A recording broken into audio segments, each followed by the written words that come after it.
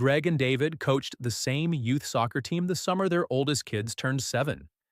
Same neighborhood, same school district, same income bracket, both earning around $110,000 a year. The same conversations about their kids' education at the edge of the practice field every Thursday. That fall, Greg enrolled his 2 kids in the local private school at $14,000 per year per child. David enrolled his 2 kids in the district public school. The decision took one Thursday conversation and 3 school tours. Greg's reasoning was simple. Private schools have smaller class sizes, better resources, and send more students to selective colleges. The $28,000 annual tuition felt like an investment in his children's future. Most parents in their neighborhood had made the same call. David had run a number that Greg had not run. The conversation at the edge of the practice field ended differently in his version of the story. Here's the thing. Greg's children will receive an excellent private school education. They may receive measurably better academic outcomes than David's children. What Greg has not calculated is the difference in their 2 retirement accounts at age 68, a number that no admissions office or parent orientation will ever present to him. The setup. Both men earn approximately $110,000 a year. After taxes, housing, and fixed expenses, both have approximately $28,000 per year of discretionary budget. Money that can move toward either school tuition or an investment account, but not both. The local private school charges $14,000 per year per student for grades K through 12, 13 years of enrollment. With 2 children, Greg's annual tuition commitment is $28,000. Over 13 years, the total tuition outlay is approximately $364,000 before fees, uniforms, mandatory activities, and technology costs. With those additions, the all-in cost over 13 years approaches $430,000. David enrolls both kids in the public school district, which is funded by property taxes both men already pay. His incremental cost for public school is 0. The $28,000 he is not paying in tuition goes directly into a low-cost index fund at the beginning of every month. The comparison is not just about what each man spends in tuition.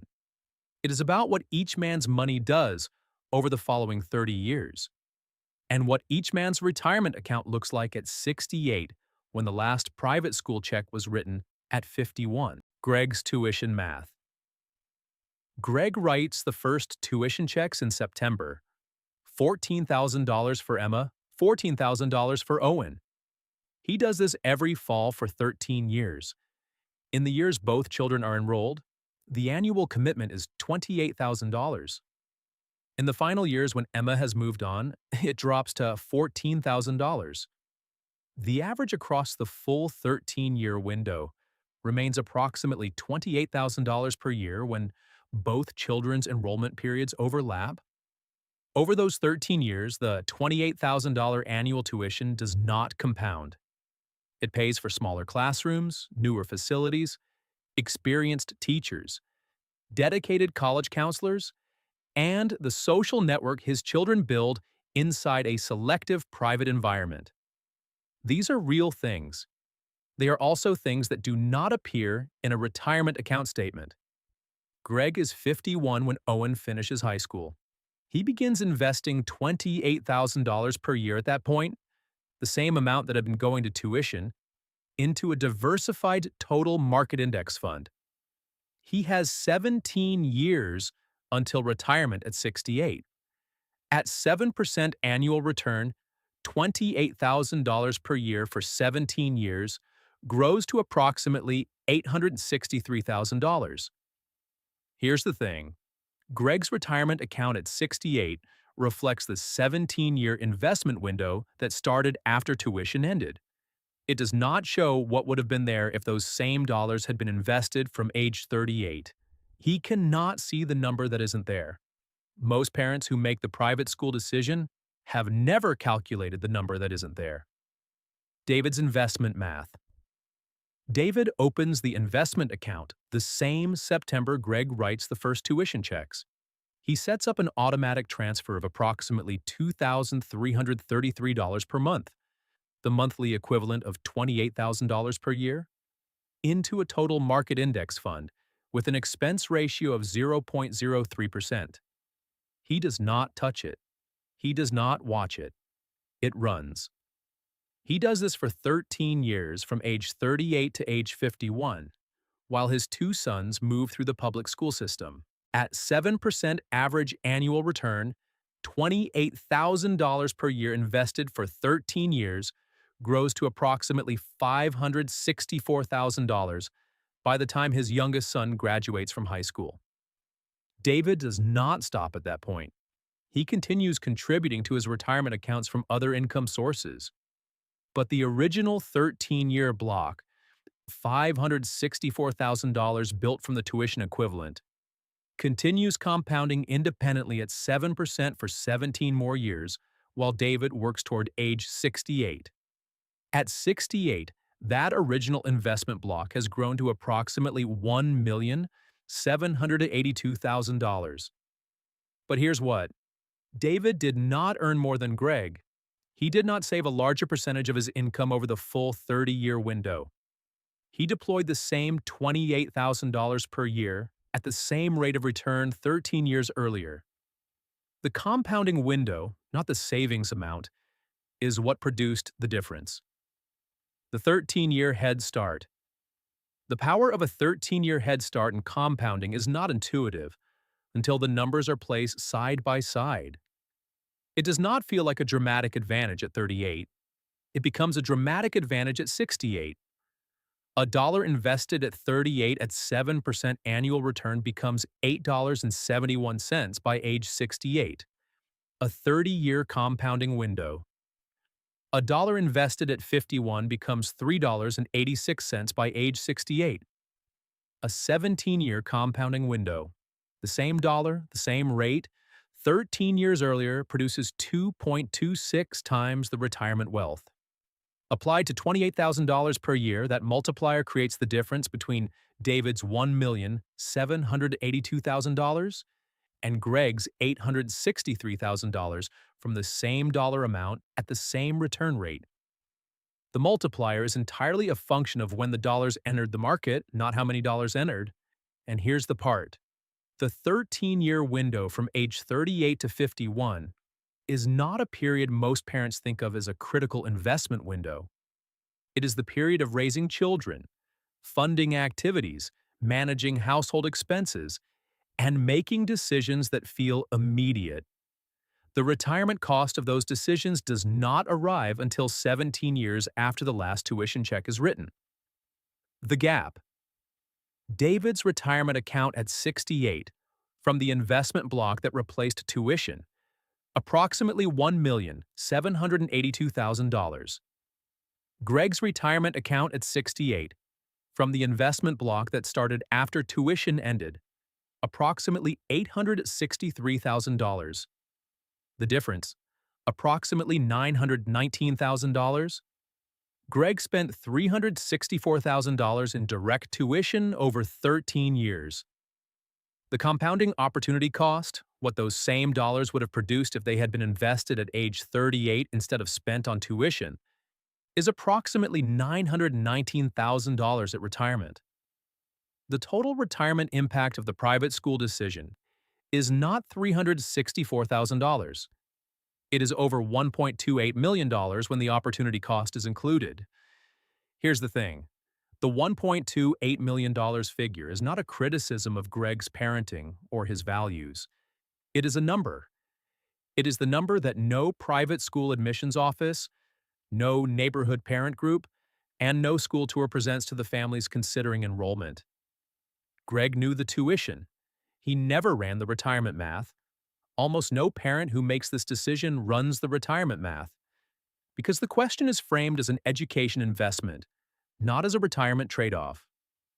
The education outcome question.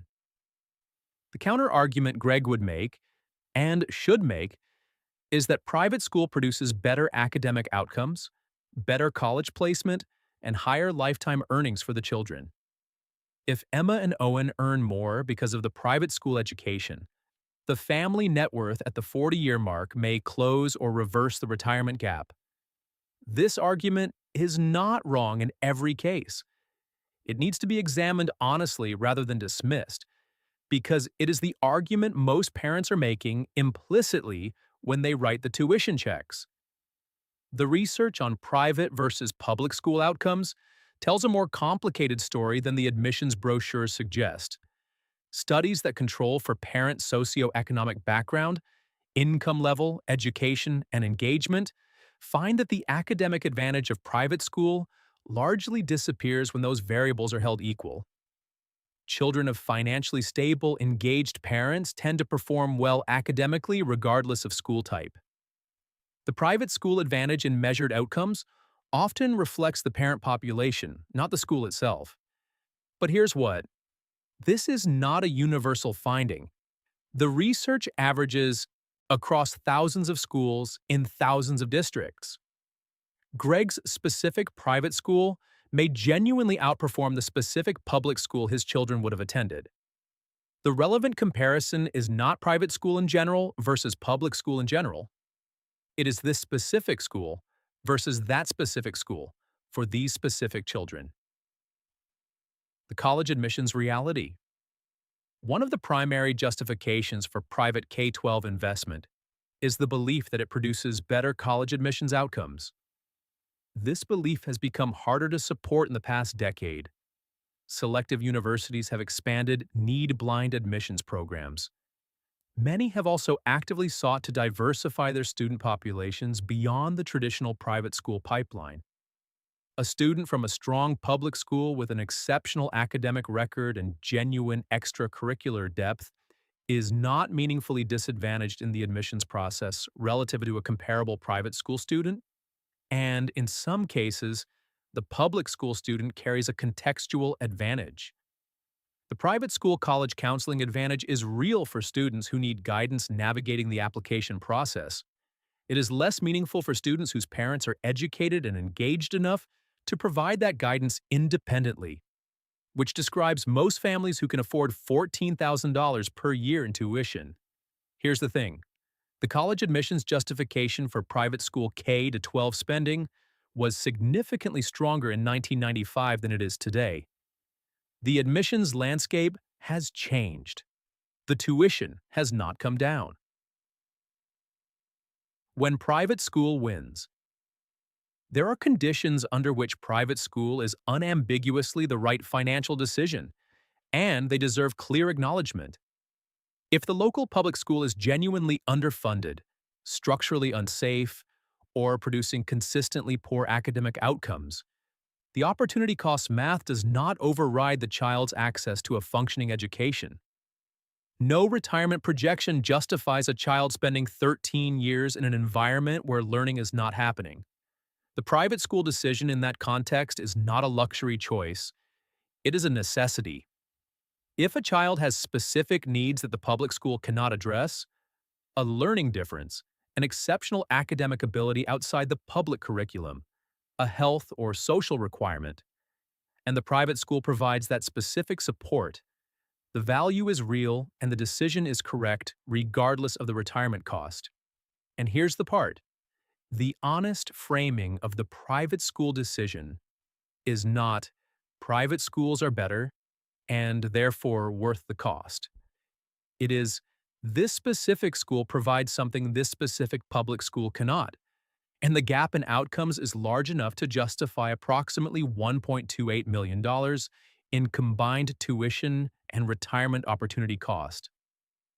That is a significantly harder case to make for most families in most districts, and most families never frame the decision that way. 3 things. The real math on private school versus public school comes down to 3 numbers most parents never calculate. First, the retirement cost is not the tuition. The retirement cost is the tuition plus the compounding that did not happen on those dollars during the investment years. Greg spent $364,000 on tuition. The compounding opportunity cost is approximately $919,000. The total retirement impact of the decision is over $1.28 million, dollars, a number that appears nowhere in any school brochure and is never discussed at any parent information night. Second, the academic outcome advantage of private school is conditional, not guaranteed. It depends on the specific schools being compared, the child's individual needs, and the degree to which parental engagement, not school type, is driving the outcome. Many families are paying $1.28 million dollars in retirement impact for an advantage that the research suggests may be smaller than assumed and may be producible in the public school environment with equivalent parental involvement. Third, the decision is typically made once, early, and without a retirement cost number. Most parents make the private versus public choice when the child is 4 or 5 years old, based on school tours, word of mouth, and neighborhood norms. They are making an education decision, which is appropriate. They are not making a retirement decision simultaneously, which leaves half of this year decision unmade. Running the retirement math does not change what parents value. It adds a number to a decision that was made without one. Here's the thing. Greg can choose private school and know exactly what it costs his retirement. That is a legitimate choice with a fully calculated price. What Greg cannot do is choose private school, never run the retirement math, and assume the decision was purely an investment in his children. It was also a decision about his own financial future. And most parents who make it do not know what they decided. The close. Greg is 42 now. 4 more years until Emma starts high school at the elevated tuition rate. He has not regretted the decision. Emma is engaged and performing well. Owen is thriving. The smaller classrooms are real. The college counselors are real. The friendships his kids have built are real. He ran the numbers after a conversation with David at the same practice field, 4 years after the original decision, when David mentioned the investment account balance for the first time. The $919,000 figure sat on Greg's kitchen table that night in the same way that all large numbers sit, abstract until they become specific, and impossible to unsee once they are. He did not pull his children from private school. He restructured the plan around it. He increased his 401k contribution rate to its maximum. He moved the home renovation back 2 years. He looked at the full 30-year picture instead of the annual tuition line. David's sons are doing well at the public school. They are not doing better than Emma and Owen academically. They are on a different financial trajectory, one that their father spent 13 years building on a soccer field sideline, one Thursday at a time. You already know which school your child attends. The question is whether you have ever run the number that choice costs your retirement, not the tuition, but the compounded retirement wealth that those same dollars would have built if they had entered the market at 38 instead of 51. This is what we do at Vaulted Finance, the kind of money math that doesn't make the headlines but quietly decides how the next 30 years of your life actually play out. New breakdowns drop here regularly, so subscribe if you don't want to miss the next one. And drop the topic you want us to break down next in the comments. We're reading, and the most requested ones are the ones we cover first.